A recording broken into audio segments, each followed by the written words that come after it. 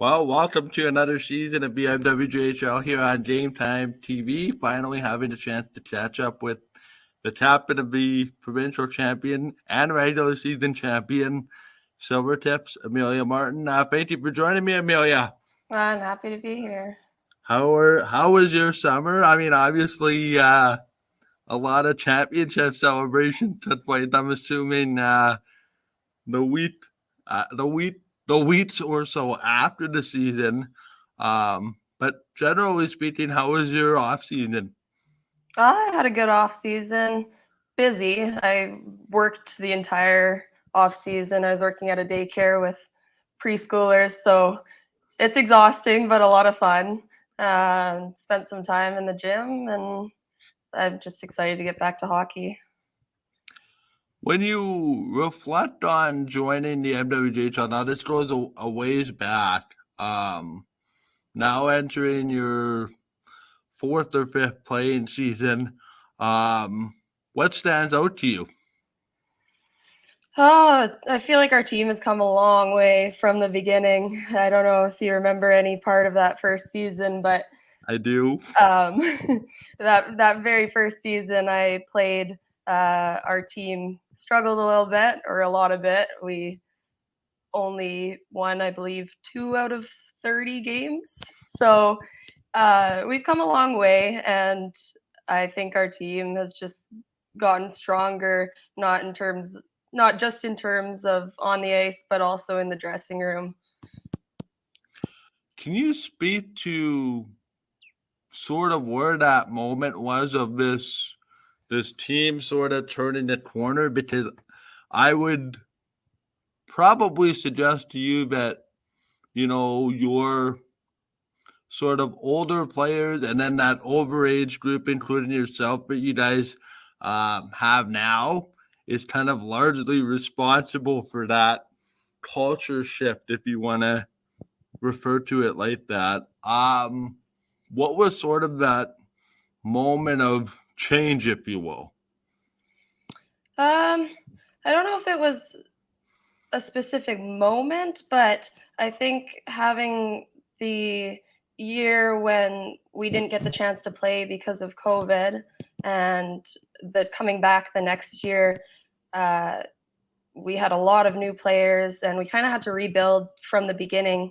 So that year when we came back, that was when I was named the captain, and ever since then, I think we've just had a really strong leadership group uh, that supports each other and works with each other to build a good foundation in the dressing room. And especially last season, um, after we got over our hump of, we started off really strong, and then in the middle we kind of dipped down quite a bit and we're struggling a bit, and then once we started to stick to our game and play the game that we know, which is working hard at all times and supporting each other at all times, that's when we really started to get our momentum. Just really kind of take me back. How did you find out you were going to be the captain, and what was your initial reaction? Uh, After I believe one of the tryout sessions of that third year of mine playing, uh, my coaches Ryan and Kara pulled me aside and let me know that they have decided that I would be the captain for the year, and they said that they see my impact on the team and in the dressing room and on the ice. And honestly, I was really surprised because I didn't expect, as a third year player, to be named captain. I was expecting possibly one of our overage girls or fourth year girls or someone older than me to be named it. But it was really special to hear the value that my coaches see in me. So, what sort of pressure, quote unquote pressure, is there for a player like you? I mean, obviously, you were in a unique situation, as you said. You have players that are older than you, yet you're the captain. Was that a weird dynamic to work around early? I don't think it was a weird dynamic just because I felt the support of my teammates. I could feel that they trusted me in the position that I was in. So that gave me a lot of confidence. But I guess the biggest thing that I had to learn was controlling my emotions, and because I get a Yeah. little bit riled up in the moment. So just realizing that there's people that are going to be looking at me and turning to me as a leader, not just having a seat, but by example as well. So I had to set a good example for my teammates, and that was something that took a while for me to learn, but it's gone a long way, I think.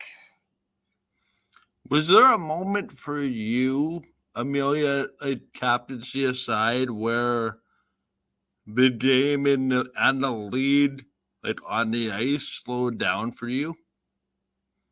What do you mean by slow down?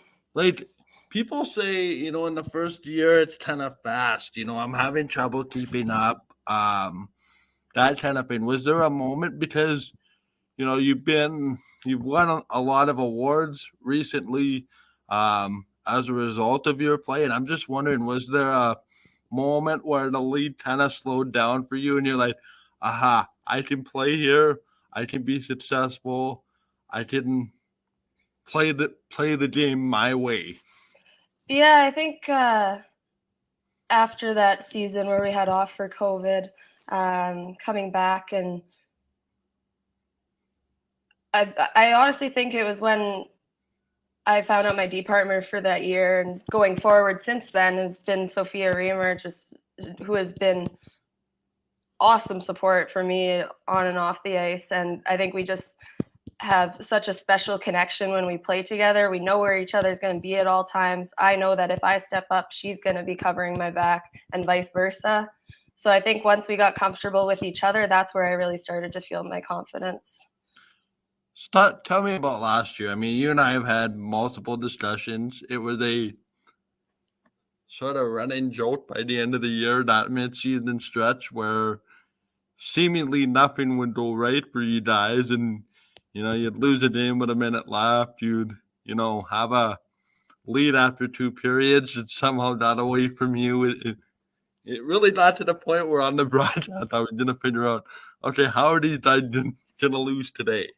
And of course, now that's kind of a running joke now based on the way the season ended. But what was with that sort of middle stretch, if you will, and then maybe what did you learn about your team during that stretch? Because it looked like nobody was going to touch you guys in the first half of the season the way, things were going, and it was almost, I don't know, too easy or too good. And then all of a sudden adversity hit in the middle.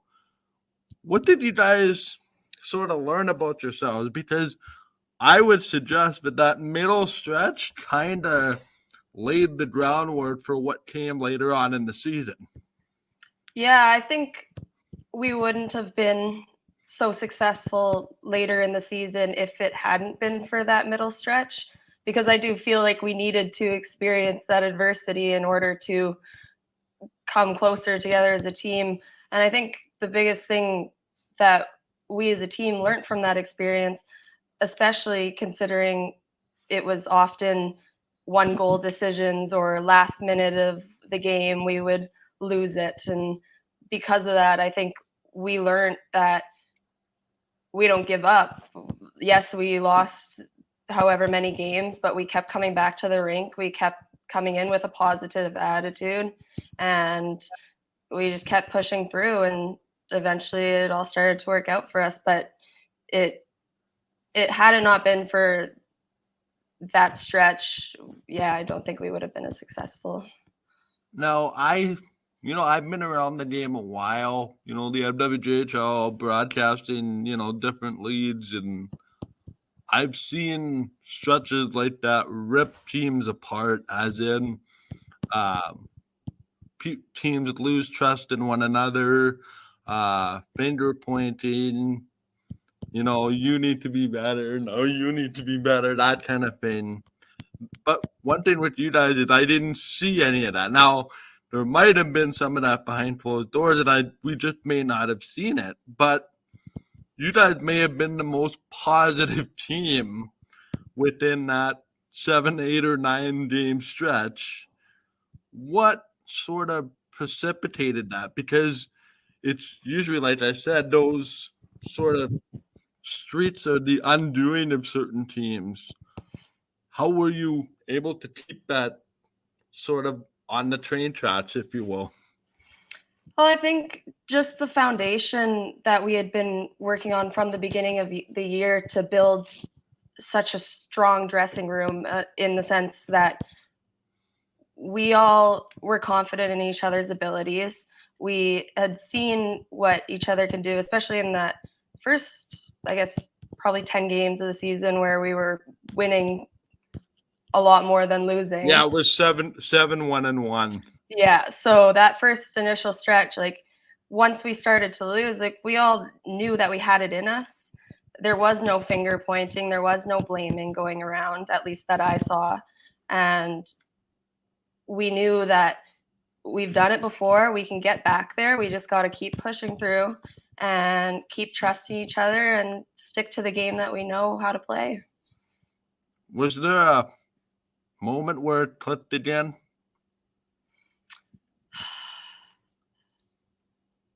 I don't know if it was a specific moment. I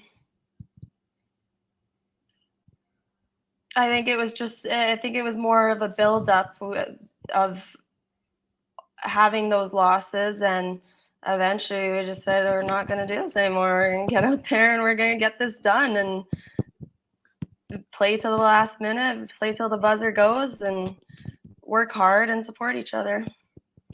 You guys are 3 points back of first place, 2 games left. We all know what happened. You guys win those last 2 games, including the last game of the season against a team that also needed a victory to improve their playoff standing. Was it that game or maybe the game before that set you guys up for the playoffs? Yeah, I would say probably the game before that, like the last 2 games of the season.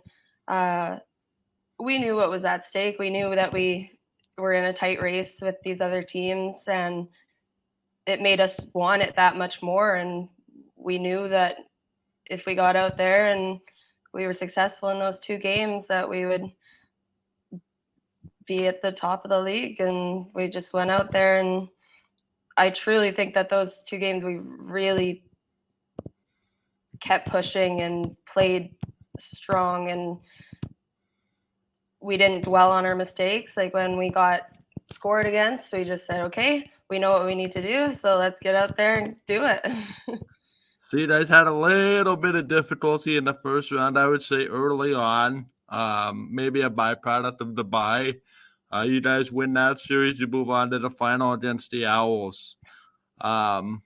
Seriously, Amelia, I have not seen somebody grab control of a series the way you did. Not necessarily the shootout winner in game 4, but there was that infamous picture that's been floating around, which we now have on our GameTime backgrounds. I believe that was your goal with 3 seconds left. I think it was in game. Didn't have to help me. Was it game 2? Yeah. No, game 3. Three. Yeah. Yeah. So there was a 1-1 series, and I thought game 3 we didn't go to overtime, and you had other ideas with 3 seconds left. What did that goal do for you? Because I know playoffs seems to bring the best out in a lot of players, most players, because it's an exciting time of year. What did you learn about yourself in that series? Because, I can say, having seen you play for a number of years now, that was probably the best I've seen you play, if not the best. What sort of emotions, I guess, go through you when we talk about something like that? Because, It's not often, 3 seconds left.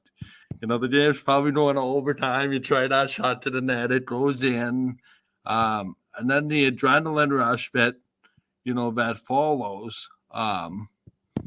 What was it about that series in particular? Because it looked to be, from my perspective, such an even series that I don't even feel like it really was 4 games. It felt like it was game 5 because the games within the game had so much sort of emotion. Granted, you guys kind of ran away with game number 1, but other than that, after a 10-minute stretch of game 1, there wasn't much to separate. I'm just wondering what kind of went through your head in that sort of mindset, maybe all the way back in game 3 already. Yeah, I mean, I think it gave me a lot of confidence to score that goal. I've never really considered myself to be a goal scorer. I've done pretty well in terms of points in the past 2 years, but most of those points are assists because I'm more so known for setting my teammates up. So I saw the opening. I saw Chris in the corner with the puck, and I jumped down, and I knew that we had probably 5 seconds left on the clock. So I yelled for it and picked my corner and was successful. And I think it gave me the confidence boost that I needed to keep my game at that elevated level for the remainder of the series. Tell me about that play in particular in game number 3 that you can remember. You're probably thinking, I have to get it to the net. I don't necessarily have to worry about a counter rush given the time unless they're going to shoot from 100 feet out. Was that also part of the thinking? Yeah, as a defense, I can see the entire zone in front of me, so I knew where all my players were at. I saw Chris in the corner with the puck, and I looked around at my teammates, and I saw that none of them were really in a position where they could get the puck to the net. And I saw the gap, and I saw that there was some traffic in front, and I thought if I can just get it through this traffic, then maybe there's a chance that it could go in. So I yelled for the puck, and she got her head up, and she saw me and hit me with the puck, and I saw the opening in the net, and it just happened to go where I wanted it to, which was great. So the puck goes in. What's your initial reaction? Because I looked at the video the other day. I don't know if it's shock, excitement. I can't believe I did this. I know for me, I was surprised that shot actually went in because I was in my head. I had the timer going, like there's 5 seconds, 4 seconds, 3 seconds. I think I might have said it looks like we're heading to overtime, and then all of a sudden that shot lane kind of opened up. Did it surprise you that it went in? Yeah, I think it was a mixture of all the emotions you kind of mentioned there. I was shocked, I was excited, and I don't think I really fully realized what was happening in the moment that I'd stopped the game from going to overtime, which could have gone either way because both teams are so strong. But I definitely felt a little bit of shock. I wasn't with 3 seconds left. It's kind of a mercy in the hope of the chance. Like you hope it gets to the net and you hope it goes in, but that's all you can do. Right, and then you're wondering if it does go through, is there enough time, right? Because 3.5 seconds, that seems like a long time, but it's really not, especially standing still. Talk to me about the final game. So that'll be game number 4.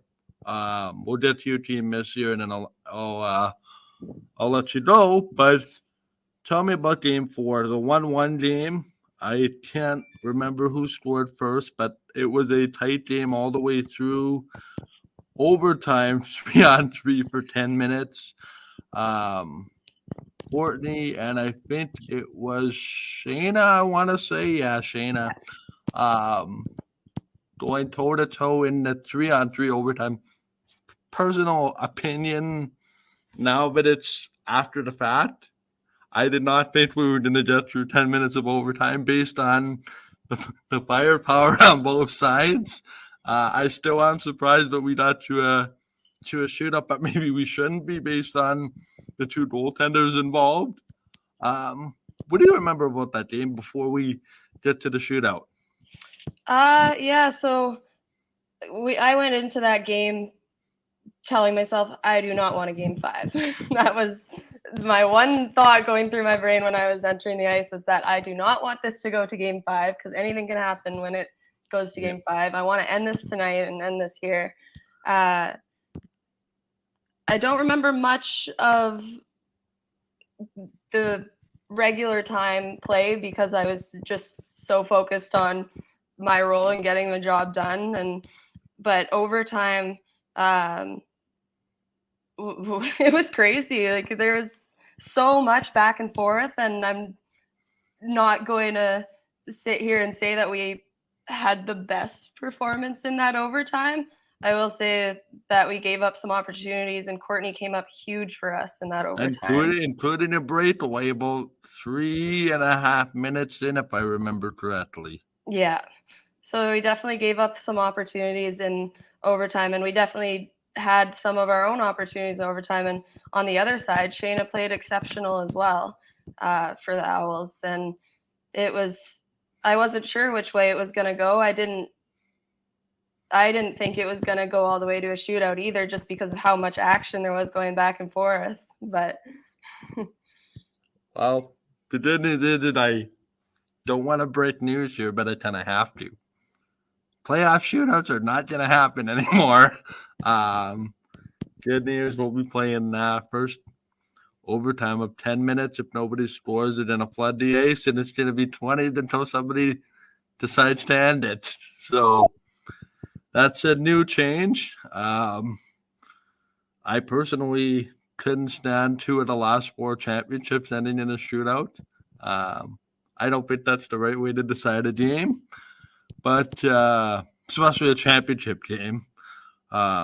Take me through the shootout. What was the mindset? Because obviously, you guys have that game 5 in your back pocket if you need it. I felt like you guys going into the game treated game 4 like it was game 5. What do you remember about the shootout, in particular, your goal? I remember being surprised that Ryan chose me to go and shoot. I wasn't expecting to be chosen to shoot. I'd had some opportunities in shootouts throughout the regular season, but I wasn't successful in any of them. So I was a little nervous when he said my name, that I would be the second shooter, but when I went out there to shoot, I had watched Shayna throughout the series, and I said, okay, I knew the move that I was going to do. I said, I'm going to do this, and if it works, it works. If it doesn't, it doesn't. And when I was coming across with the puck, and I saw that opening 5-hole, and I just put it there. And I don't think I really realized what was happening in the moment, even after the puck went in. Right. And it was called a goal. I was obviously excited, but there was still shooters that had to go after. So I didn't want to get my hopes up too early. And I think in the moment I was just waiting for the rest of the shootout to happen until my excitement really took over. So it's kind of like that. You want to be excited, but it's not done yet. It's that next biggest goal at that moment, right? So, do you remember anything that was going through your head those last shooters? I remember being confident. I saw Courtney, and she just, like, the expression on her face, like, she just emulated pure confidence. Like, she knew that she was going to stop those shots. So I knew that she was going to stop those shots. Never in my mind was there a doubt that she wouldn't. I had a lot of trust in her as well as our other goalies that we'd get the job done. So I was obviously nervous, but at the same time, I kind of knew that we would be okay. Something I didn't really touch on the broadcast until very late in the series was the storyline, but Courtney was playing her former team. Somebody had brought that to my attention pretty early on in the series. I had remembered it. I didn't necessarily want to bring it up, just because I feel like that was hashed out in the regular season. But now that you guys sort of won that championship, does it feel like all of that pain isn't the right word, but sort of that grind of your, especially the early part of your Silvertips career, is sort of worth it, if that makes any kind of sense? Because, you made the comment earlier, but yeah, we kind of started at the bottom. Now we're here. Has that sort of set in with you that, yes, the job is done, but there's an opportunity to do something even more significant this year? Yeah, I think I take it game by game all the time, and I know that this is a new season, but I feel like I have a lot of confidence going into this season. I feel like the rest of our team has a lot of confidence going into this next season. I do feel like it was a buildup of all the seasons to get to the point where we are today, and I think we have a really strong unit this year, so I'm excited to see what happens. You've won a lot of defensive awards / MVP awards / championship now. What does that all mean to you? Because I think when you join the league, I don't think anybody sets an expectation of, I'm going to win all these awards, and when it happens, it's great. I'm just wondering, have you been able to process that all going into what's going to be your final season? Yeah, I don't think it's definitely nice to feel like my successes on the ice are recognized, but I don't think it would make a difference with how I play. I didn't expect to win the Defense of the Year award 2 seasons ago. I was kind of surprised, to be honest, because I feel like I don't see myself through the same lens that other people see me as a player through. I struggle with the confidence from that sense sometimes, so I wasn't expecting anything. And even this year, it's like whatever happens, happens. But I'm gonna obviously keep pushing and try for those awards again. But if it doesn't happen, it doesn't happen. It's really weird. I think even like for myself and all that, it's like, I don't think we realize as people the impact that we have on others and the way we play and the way that sort of leaves a mark on others. Like, for me, I think I'm my own worst critic at times. So it's like normal to feel that, like, I don't know, humble / I don't do that much / whatever you want to call it. And to have that reflected by others, I'm sure is a pretty good feeling, because those, for those that don't know, those awards are voted amongst the entire league. So, the defensemen, all those types of awards, they're voted on by the coaches. So, people are doing something right when they win those types of awards, even though for I know speaking for myself, I'm my own worst critic. Sometimes it's like, oh, that didn't go very well. And then you talk to somebody else who sort of enjoyed it, even though you don't think it was your best night. And it's the same way in broadcasting. You think you have a really bad night where you're not really prepared, and then you get that note and you're like, yeah, you know what, that broadcast was really good. That was one of your better ones of the season. I'm like, thanks, thanks.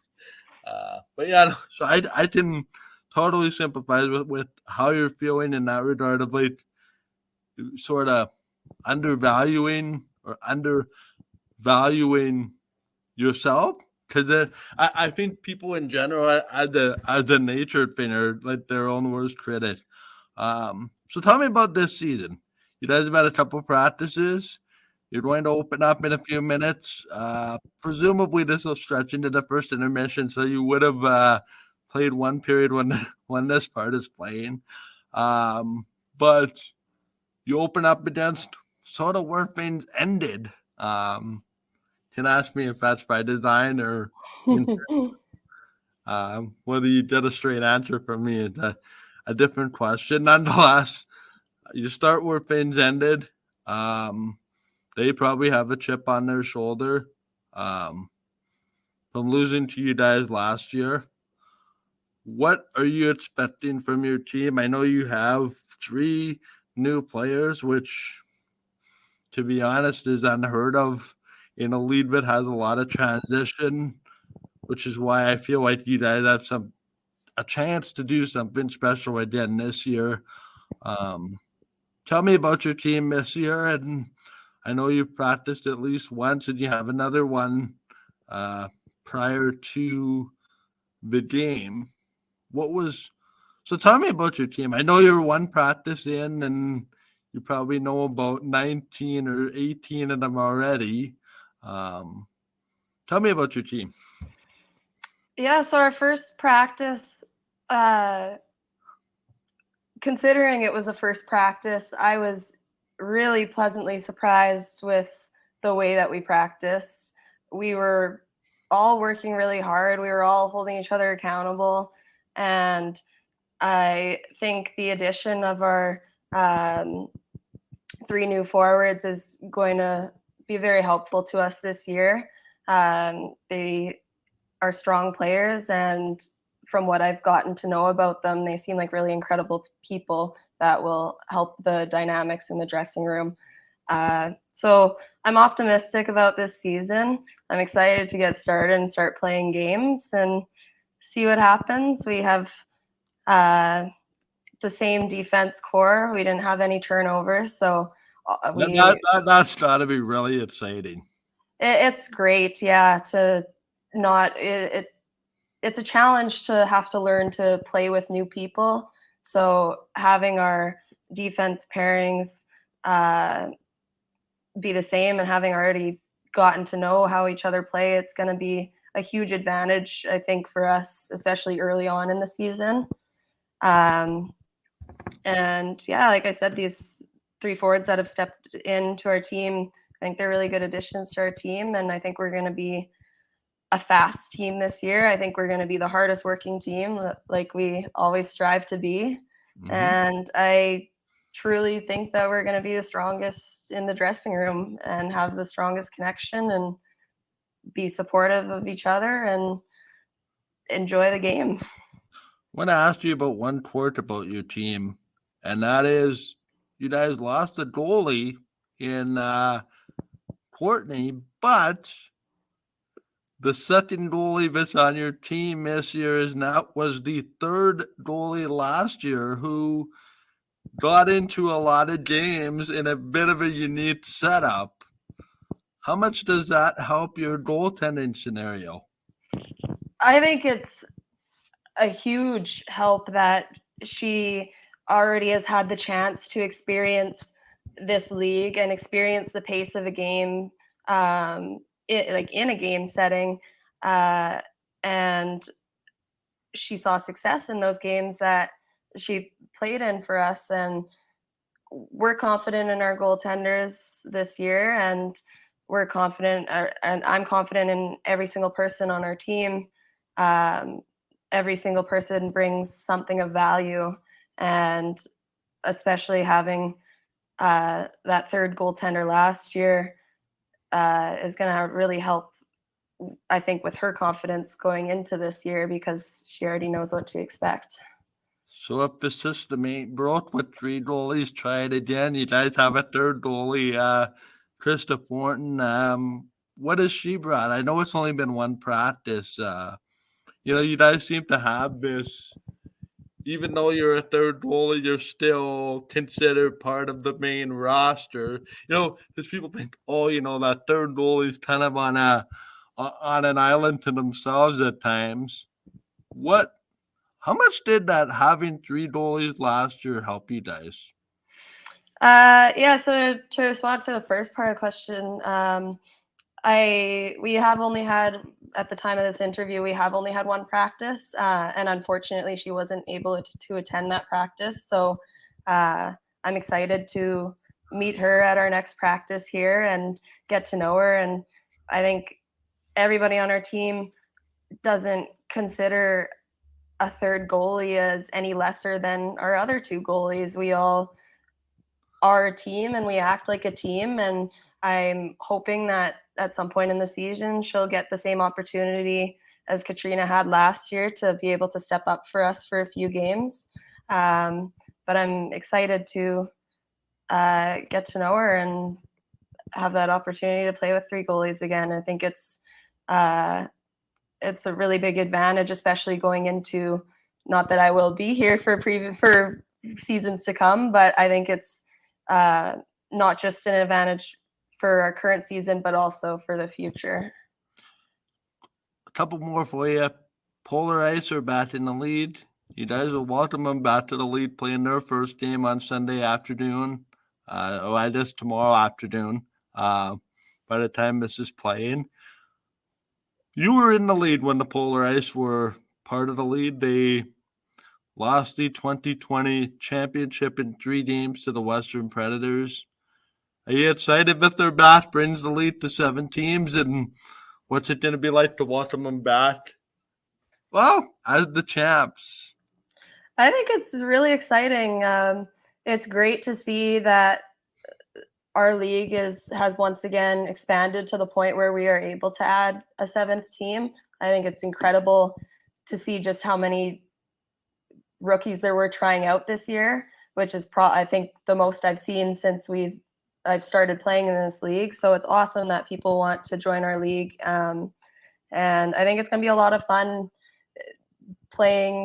having more teams to play against. And sometimes it feels like we just played against a team, but this year there's just one more that will add into that mix. And I'm really excited. And I think it's really special that we get to be their first team that they play against. And I'm excited to see what they bring. I think even though they're a new team, I don't think they should be underestimated. I think they're going to bring a lot of energy and excitement, and I think that we got to be ready for that and not underestimate them. I'll end our chat with this one. You've heard me mention this before, but you're a big supporter of the league, and you think that a lot of players should be able to play here, that type of thing. Make the pitch for somebody that's going into grade 12 or was in grade 12 last year. Why should they come into the MWGHL now? Keeping in mind, of course, for those that don't know the background, you've been in the league a long time. You've pretty much seen it all. So, as somebody that's been in that position, why should players come to play in the MWGHL? Like, what are they getting? Yeah, so I had the opportunity, if I chose to attend university and play hockey in university, but I opted for joining this league just because I had played AAA for the previous 5 years, and it was a lot of hockey. So I think this league provides a really good balance. It's not too intensive in terms of with your schedule. You can still go to school, you can still have a job, and still play in this league. And it's competitive. It's really high skill level, and it's a lot of fun. You build such strong connections with your teammates, especially having the chance to play for 4 and potentially 5 years if you're playing an overage year. And some of the friendships I've made will be lifelong friendships. And I have so many good things to say about this league. It's brought back my love for the game when I was feeling like I was getting a little tired with the intensiveness of AAA, because it is a lot. It's hard to maintain a good balance in other areas of your life when you're at the rink 5 days of the week. So considering that we practice once a week and we play 1 or 2 games a week, it's a perfect amount, and it's just so much fun. Last question off of that. What excites you most about this year? So if I'm having this chat with you in the middle of April, let's say, what will have excited you the most about this season? I'm excited to continue playing with the amazing girls that I have gotten to know on my team, and having so many of them from last year come back this year. And I'm really excited to get to know the new girls that are joining our team as well. And just I'm excited for the bonds that I make off the ice and the fun that I have on the ice. Well, I listen. I couldn't have said it any better. And listening to you, summarize the last 5 minutes about why you like playing in the league and what it means to you, I think it exactly describes why I've been with the league as long as I have.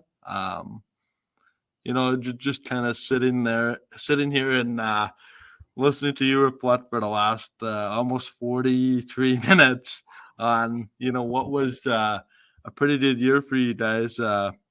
I have no reason to suspect that this year would be any different than any of the past years. As far as your excitement level, my excitement level, and just the caliber of rookies that we have coming in. Thank you so much, Amelia, for joining me. I know I kept you a lot longer than I bargained for, but it's really nothing new once I get into a conversation. I seem to lose track of time. Best of luck to your team today and tomorrow against the Polar Ice and this year. And we'll chat as the year goes on. Thank you so much. It's been a pleasure. Okay. Whoops.